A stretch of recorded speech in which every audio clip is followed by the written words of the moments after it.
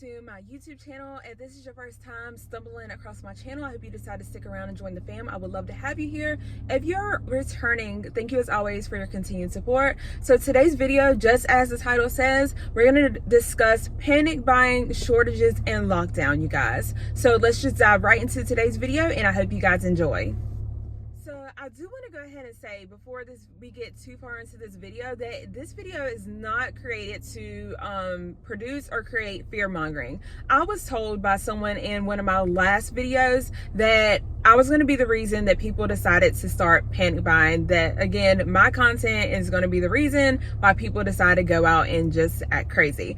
So with that being said, again, like I said, if you don't like my content, you don't have to watch it, you guys, but don't tell me that I'm creating that I'm trying to create fear mongering and that I'm going to be the reason that panic buying ensues. What I am trying to do with my content is just keep it real with you guys, and also I'm just trying to wake up as many people as possible, because let's face it, there's a lot of people that aren't woke yet. There's just a lot of people who aren't woke.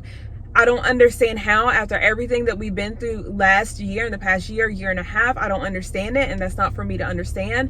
I am just here to hopefully change some people's minds, or have people, you know, have a different perspective when it comes to prepping and just being more prepared for themselves as well as their family, friends, and loved ones. So I'm going to go ahead and start off by saying my thoughts on the upcoming lockdown, shortages, and panic buying. I think what we are about to experience is going to make 2020 and even the beginning of this year look like rainbows and unicorns. I think after I think really, truly, and honestly, what we're about to see, I think it's going to be nothing compared to what we've experienced in the past. And we all know it's been pretty bad over the last year or so.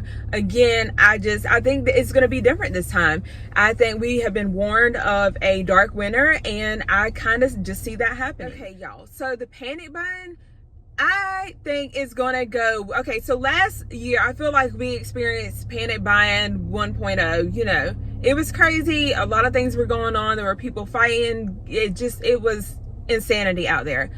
I think what we're about to witness is going to be like panic buying 10.0. So it's gonna go from like 0 to 100 real quick, y'all. This time, hands down, it's gonna be a mess. So that's why we need to get as many people and encourage as many people as possible. Spread the word about prepping it. I know a lot of people think that we are nuts and that we are off our rockers for, you know, stocking up food and just preparing, but now is the time more than ever to just be spreading the word. It doesn't matter that people think you're crazy or look at you like you're crazy. You're doing, you know, the best that you can and doing what you feel is right to get the word out, so that way we can have less people in the stores panic buying. People don't realize that panic buying is because people are not prepared. If you prepare, you do not have to panic buy. So by telling someone, even if you've told a family member and they say, oh, you're crazy, or I'm not worried about it, there's no need to do it. Nothing's going to happen, because we've all had people tell us nothing's going to happen. You guys, just keep telling them, like, every chance you get, or maybe not even every chance you get, because you don't want to piss them off either, but maybe every other time that you see them or have a conversation with them on the phone, kind of gently nudge them and say, hey, like, have you picked up a couple of extra cans of beans, or a couple of extra or bags of rice this week, or, you know, a couple of packages of water? Just lay it on them slowly if you have to. We just have to do what we have to do and what we can to encourage people to prep. You guys, our supply chain can't handle too much more, or it can't even handle what we're facing and what's going on right now. So you just have to look at what's going on in the world. We all know that shortages are affecting us. Every day it seems like there's something else that there is a shortage on. We've heard about shortages from furniture to chlorine to food, you name it, it's a shortage. There are shortages down to workers, down to everyday fast food workers, grocery store workers. There is a shortage of truck drivers.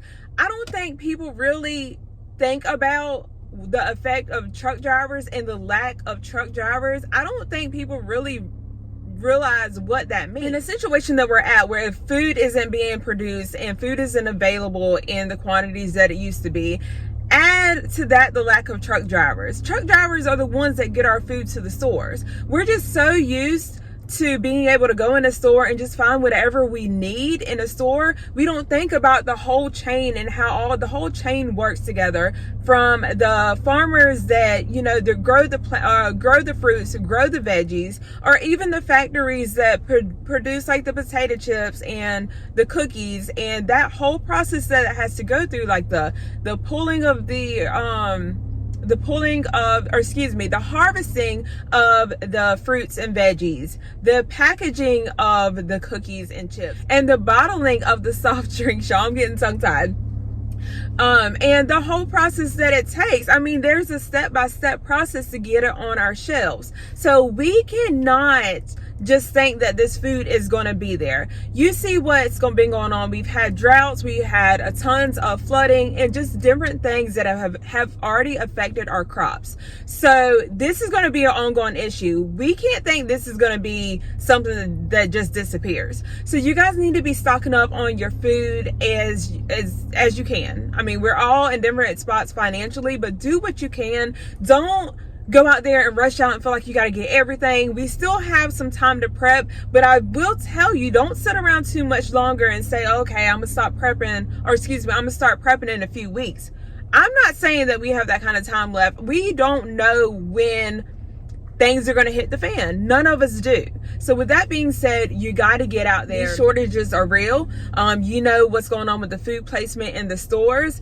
Food, I mean, they're making it seem like there's more than it is by the way they have the shelves facing and what they are putting on shelves, and how they're putting a lot of the food forward or pushing it to the front of the shelves and trying to fill in the gaps so it's not so noticeable. That's why I'm saying, you guys, people have got to wake up. I cannot say this enough. People have got to wake up.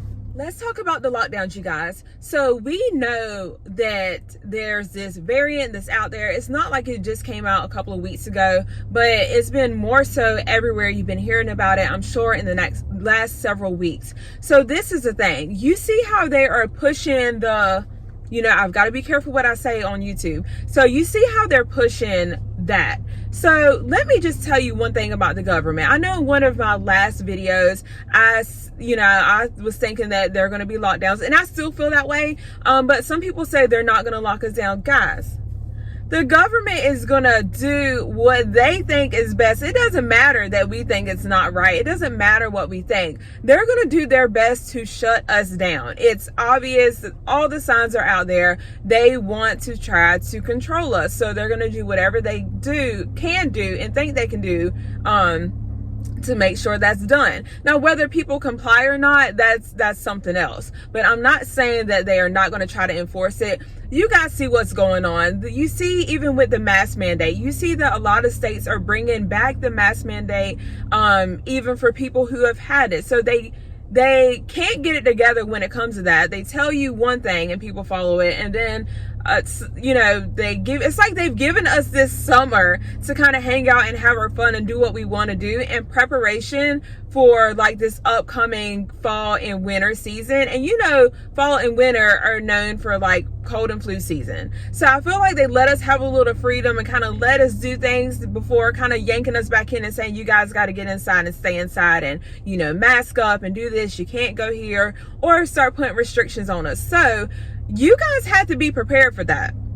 You guys have to be prepared for that. Do not think it cannot happen. Now, like, again, if people are going to comply or not, I can't say if people are going to comply or not. I know there's a lot of people that won't comply, and I can't say that I blame anyone at this point. We all have our stance when it comes to this, as well as the mask wearing, and that's not for me to judge. We all do what we feel is best for our family members and ourselves. But you guys just know that I think lockdowns are coming. I know several places are locked down right now. There's some places that have been locked down forever, but just look at what's going on around us. Look at other countries. Look at the states around you. Just look at the states in the United States. Just see what kind of protocols and what measures are being brought back into place. And it's safe to say, even though we're in the United States, or a lot of us are in the United States, I know I have viewers from other countries, we can take note from what's going on in different countries. It's safe to say the other countries are locking down, and the rate at which they're locking down, it's pretty safe to say that we in the United States kind of follow suit. We're behind a lot of times, but we end up still following suit to what other countries do. So yeah, all I can do is tell you guys to be prepared, be prepared, be prepared. Prep and pray. That's my motto. You know, I've been telling you guys that for months now. Prep and pray.